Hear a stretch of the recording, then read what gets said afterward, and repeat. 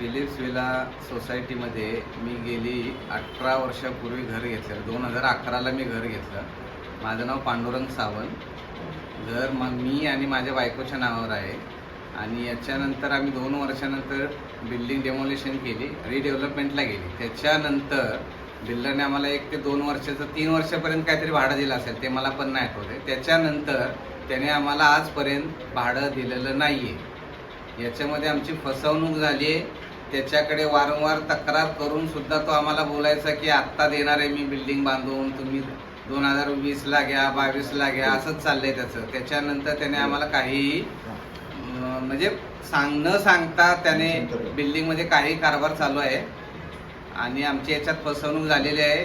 माझा आणि माझ्या बायकोचा डिवोर्सपर्यंत पण झालेला आहे की मी तुम्हाला डिवोर्स देते, तुम्ही घर घेऊन काय फायदा नाही झाला आहे. तर त्या घराचा फायदाच नाही. मी ऑलरेडी लोन भरतोय.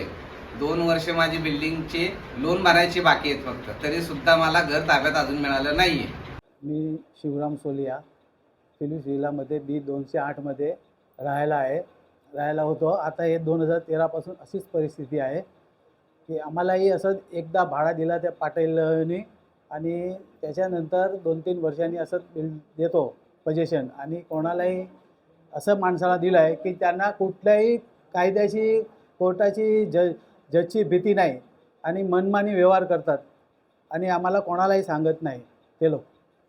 तर अशी आमची परिस्थिती आहे आणि लय कर्ज झालं आहे आमच्यावर.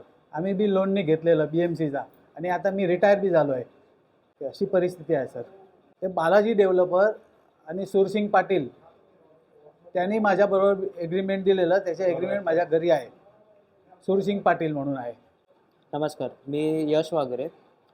2010 साली माझ्या वडिलांनी इकडे रूम घेतलेला, फिलिप्स विलामध्ये रूम घेतलेला. काही वर्षांनी ते मृत्यू पावले. बट मी माझी बहीण आणि माझी आई, आम्ही तिघं, आम्हाला आधार म्हणून तोच एक रूम होता. बट 2013पासून जो रूम विकला, रिडेव्हलपमेंटला गेलेला आहे, ते अजूनपर्यंत काहीच रेडी झालेलं नाही. आणि मी 12 वर्ष असताना मी रूम सोडलेला. आज माझं वय वर्ष 26 आहे. अजून मी भाड्याच्या रूममध्ये राहतो. मी आणि माझी बहीण, आणि माझी आई 2019मध्ये ती मृत्यू पावली.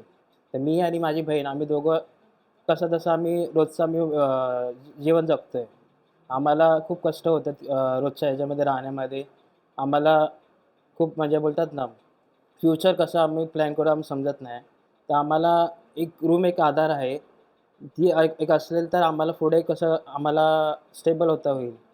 तर लवकरात लवकर जे कोर्ट केस सॉल्व झाली तर पुढे आम्हाला खूप बरं वाटेल.